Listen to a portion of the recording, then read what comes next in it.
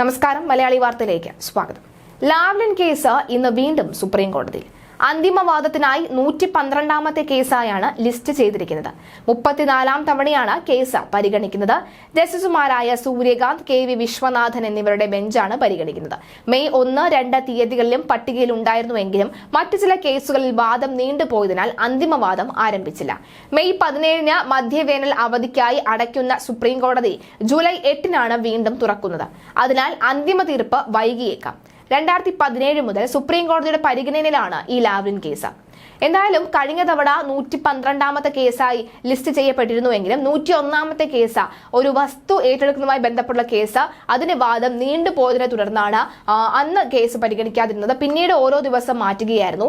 എന്തായാലും ഈ ഒരു ലാവ്ലിൻ കേസ് ഇന്നും മാറ്റാനുള്ള സാധ്യത, അല്ലെങ്കിൽ ഒരു അന്തിമ വാദം ഇന്ന് തുടങ്ങും, അല്ലെങ്കിൽ അന്തിമ വിധി ഇന്ന് എന്തായാലും ഉടനെ തന്നെ ഉണ്ടാവില്ല. കാരണം 17 മുതൽ അടുത്ത മാസം 8-ാം തീയതി വരെ കോടതി അവധിക്ക് പോവുകയാണ്. അവധിക്കാല ഒരു സാഹചര്യത്തിൽ പോവുകയാണ്.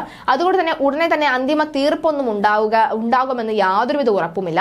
എന്തായാലും മുഖ്യമന്ത്രി പിണറായി വിജയൻ പ്രതിപട്ടികയിൽ ഉണ്ടാകുമോ ഇല്ലയോ നടക്കമുള്ള കാര്യങ്ങൾ കണ്ടറിയേണ്ടതുണ്ട്. എന്തായാലും മുഖ്യമന്ത്രിയെ ഇത് ലെവലേശം ഏശിയിട്ടില്ല എന്ന് വ്യക്തമാണ്. കാരണം മുഖ്യമന്ത്രി ആയിക്കോട്ടെ, അദ്ദേഹത്തിന്റെ മകളായിക്കോട്ടെ, അവർ രണ്ടുപേരുടെയും പ്രധാനപ്പെട്ട കേസ്, ഒന്ന് സുപ്രീം കോടതി ലാവ്ലിൻ കേസ് സുപ്രീം കോടതിയിൽ, മാസപ്പടി കേസ് തിരുവനന്തപുരത്ത് ജുഡീഷ്യൽ ഫസ്റ്റ് ക്ലാസ് മജിസ്ട്രേറ്റ് കോടതിയിലൊക്കെ നടക്കുന്ന സാഹചര്യത്തിൽ രണ്ടുപേർക്കും ഒരു കുലുക്കവുമില്ല. അവർ രണ്ടുപേരും സ്വകാര്യ യാത്രയ്ക്ക് പോയിക്കൊണ്ടേ ഇരിക്കുകയാണ്.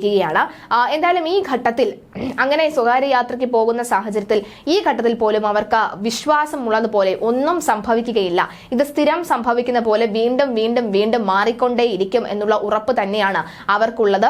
അതുകൊണ്ട് തന്നെ ഈ ലാവ്ലിൻ കേസിൽ ഇന്നും വലിയ, ഇപ്പോൾ കേൾക്കുന്നവർക്കൊക്കെ മനസ്സിലായി, നാളെ നീളെ എന്ന് പറഞ്ഞുകൊണ്ട് ഗണപതി കല്യാണം പോലെ നീണ്ടുപോകുന്ന ഒരു സംഭവമായി ഇതിനെ മാറിയിരിക്കുന്നു എന്ന് തന്നെ പറയാം. നമുക്ക് നാളെ നീളെ എന്ന ഈ ഒരു പഴഞ്ചൊല്ല് മാറ്റി ലാവ്ലിൻ കേസ് എന്നിവരെ ആക്കാമെന്ന സമൂഹ മാധ്യമങ്ങൾ വലിയ രീതിയിലുള്ള കമന്റുകളും ഒക്കെ തന്നെ പ്രതിഷേധങ്ങളും ഒക്കെ തന്നെ വരുന്നുണ്ട്. സുപ്രീം കോടതിയിൽ എത്തിയപ്പോഴെങ്കിലും ഒരു പ്രതീക്ഷയുണ്ടായിരുന്നു. പക്ഷെ സുപ്രീം കോടതിക്ക് സംബന്ധിച്ചിടത്തോളം ഈ ഒരു കേസ് വലിയ പ്രധാനപ്പെട്ട ഒരു കേസേ അല്ല.